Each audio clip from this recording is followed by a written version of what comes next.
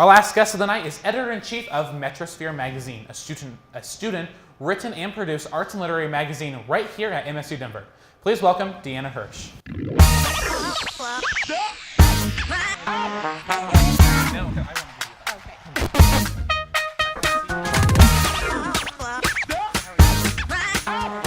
Good. Yeah. Thanks for coming on the show. I'm so excited to have you on here. Me too. I love getting to be on the other side of things from Met Media. So. I know. Yeah, you're not, working on this. You just get to be the glamorous personality now.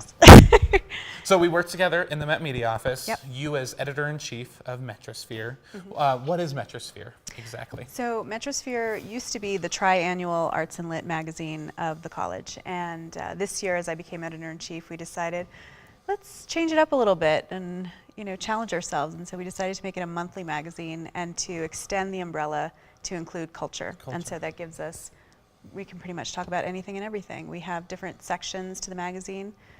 We have a great section called Metro, which focuses on MSU Denver happenings, but also the city of Denver. So anything noteworthy going on in the city, we talk about in that section. And then, as you know, as a student here at Metro, there is quite a lot of diversity in our population, and we wanted to represent that. Not a lot of diversity gets represented in mainstream media. So we have a section called Intersection, which focuses on LGBTQ issues, diversity, feminism, everything like that. Then we have a tech and gaming section, which I always joke is the section I hope to learn the most about because it's not my forte. But gaming is such a big, huge industry, and everyone's a lot of people are invested in it. Our editor, Hayes Madsen, is just so knowledgeable about that. So his column is really great. And then we have an arts and lit section where we still focus on artists and literary figures. We would interview authors just like you did. And then fashion. But our fashion section's a little different. It's not just about, hey, wear this or buy that, but looking at cultural aspects of fashion and how it's an art form and an expression. So. Yeah.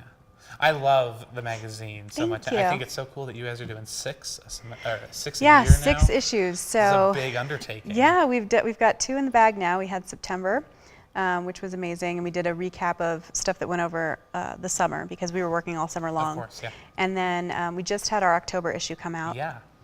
And every October, they've historically put out a little supplemental issue called the Metrosphere. Metrosphere, not to be confused. And just, in honor of Halloween and everything that's scary. So we put it in the October issue as a supplement in the center spread of the magazine. Okay. We have original artwork from 2 great artists, Ivy Lindstrom and Elva Parga.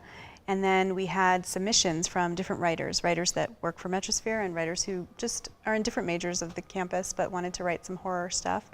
And then we have our regular content around that. So October is a really rich issue, and we're working on November right now. Yeah. So I'm happy. They used to make me the face of Metrosphere. Oh, did they? Yep, I used to be on the cover every year. Oh, shut up! No. Yeah, they're like, well, Avery, you're ugly enough. So I'm happy now that you came along. I don't have to do that anymore. No. If I put you in the magazine, you would look great, just like. Oh, thank you. I try. So we have Metrosphere in the October issue. In the October issue. What other things are there in the October issue? God, there's some really great pieces. There's one, Victoria Edstedt, one of our writers, who's also a photographer. She's originally from Russia, and I always joke with her that for Russian being her first language and English being her second, she's just amazingly accomplished. And she did a wonderful piece. We call it Seen and Heard, and it's about a little boy with autism. Colorado has some of the highest rates of autism in the country. And so she was telling that story, the universal story, through this personal story of one little boy, 8 years old, living with autism, who was going to end up in foster care had it not been for these 2 women that adopted him. And really beautiful story. She shot the photos for it as well. Awesome. Then we have a profile on a transgender politician named Misty Plowright, who is running for office in Colorado Springs. So not the easiest market for a transgender candidate, but very historic. So that's one of those in there. And then in our fashion section, talking about cultural aspects of fashion, we have a profile tastemaker, Nadine Ibrahim is her name. She's a CU Denver student who wears a hijab. And we wanted to profile, what is it that makes this a piece of impactful clothing for you? What does it mean to you?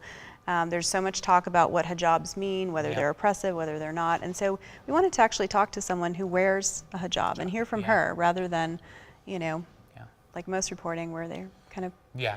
putting Talk to, perceptions. a person who uses it day to Exactly, day and has that exactly. Yeah, and she significance has and that wonderful connection. insights about it, and so it's Yeah. a really well done piece.